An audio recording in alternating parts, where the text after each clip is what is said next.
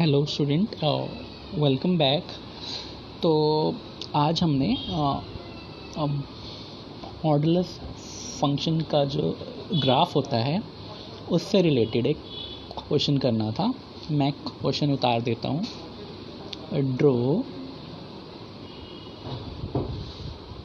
Graph of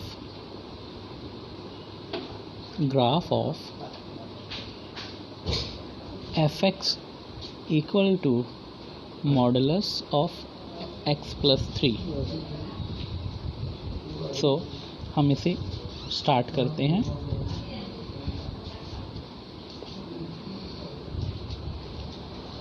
तो कर लो let y equal to fx। तो इस हिसाब से हम अब y को मॉडुलस ऑफ x प्लस 3 उतार सकते हैं। हम x प्लस 3 को थोड़ा और इलेबोरेट करके उतार देते हैं। इसके दो हिस्से हो जाएंगे, एक x plus 3, but x plus 3 के लिए x की वैल्यू क्या होगी वो हमें पता होना चाहिए। तो वो होगी x plus 3 greater than equal to 0। x plus 3 greater than equal to 0। अगर हम इसे एक स्टेप और सॉल्व कर देते हैं तो ये बन जाएगा x greater than equal to -3। ये कंडीशन हो गई। मतलब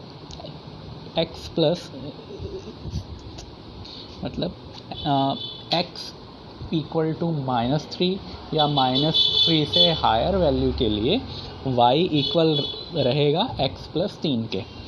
ऑन दी अदर हैंड अब मैं बात करता हूँ माइनस ब्रैकेट में x प्लस 3 की।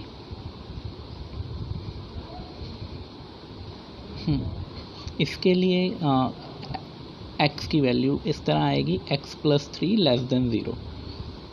मैं एक बार वापस उतार देता हूँ।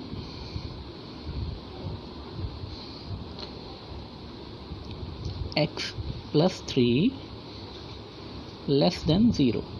तो अगर मैं इसे एक स्टेप और सॉल्व करता हूँ तो ये आ जाएगा x लेस देन -3। तो इसका मतलब ये हुआ कि x greater than equal to -3 के लिए y इक्वल रहेगा x प्लस 3 और x लेस देन -3 के लिए y इक्वल रहेगा माइनस ब्रैकेट में x प्लस 3 इस वैल्यू के इक्वल रहेगा। तो ये हमने मॉडुलस फंक्शन को इलेबोरेट करके उतार दिया। अब बारी है इसका ग्राफ ड्रॉ करने की। तो उसके लिए मैं अगले पेज पर आता हूँ। आई होप आपने इसे उतार लिया होगा। अब मैं इसे इरेज कर रहा हूँ। अब यहाँ पे दो ग्राफ बनाए जाएंगे। एक y equal to x plus 3 के लिए एक ग्राफ होगा और इसके लिए जो x की वैल्यू यूज़ होगी वो होगी x greater than equal to -3। तो इसे ध्यान में रख के मैं सॉल्यूशन टेबल ड्रॉ करता हूँ। इसमें याद रहे आपको x की वैल्यू -3 या उससे हायर वैल्यू ही लेनी है। तो ठीक है, मैं x को एक बार -3 लूँगा, एक बार -2 लूँगा और एक बार -1 लूँगा। तो x की ये सब वैल्यूज़ ऊपर फंक्शन में उतारने पर y आ जाएगा 0, 1 और 2। अच्छा, इन द सिमिलर वे मैं y equal to minus bracket में x प्लस 3 के लिए सॉल्यूशन टेबल में ड्रॉ कर रहा हूँ और इसके लिए x की वैल्यू -3 से छोटी रहेगी। तो let us sketch this x y।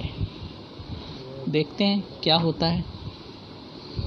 मैंने x को एक बार -4 ले लिया, एक बार -5 ले लिया, एक बार -6 ले लिया। तो ये तीनों वैल्यूज़ पुट करने पे y आ जाएगा 1, 2 एंड 3। तो अब हमारे पास सॉल्यूशन टेबल्स आ चुके हैं। अब बारी है इन पॉइंट्स को ग्राफ पर प्लॉट करने की।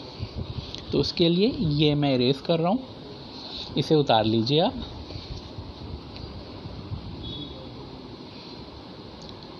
आई होप आपने उतार लिया होगा। सो आई एम इरेजिंग इट। सो अब मैं स्केचिंग कर रहा हूँ।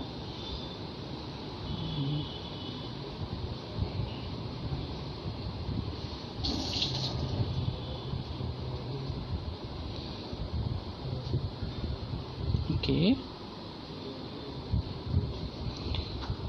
इस पे मैं काउंटिंग ले रहा हूँ 6 तक। 1, 2, 3, 4, 5, 6। 1, 2, 3, 4, 5, 6। 1, 2, 3, 4, 5, 6।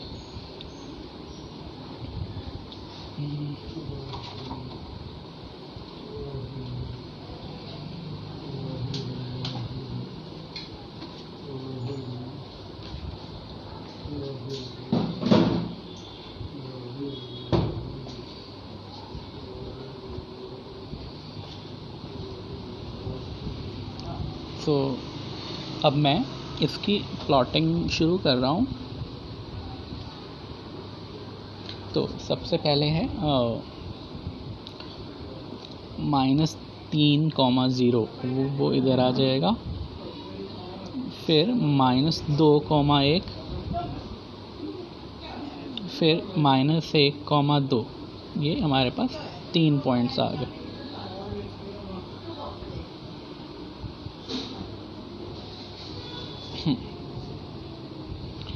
तो अब मैं इसे ज्वाइन कर लेता हूँ। ये हो गई y = x+3 की लाइन। ऐसे ही अब मैं दूसरे वाले सॉल्यूशन टेबल पर आता हूँ। उसमें पॉइंट है -4,1, वो यहाँ है। फिर है 5,2, वो यहाँ है। फिर 6,3, वो यहाँ है। इस तरह से हमने 3 पॉइंट्स और प्लॉट कर लिए। अब मैं इन्हें भी ज्वाइन कर देता हूँ। तो हमारे पास दूसरी भी आ गई लाइन। तो ये ग्राफ था y = -x+3 का। तो ये था y = -x+3 का ग्राफ। तो ये था हमारा ये graph of modulus function modulus x+3। तो this was the explanation. Thank you, student.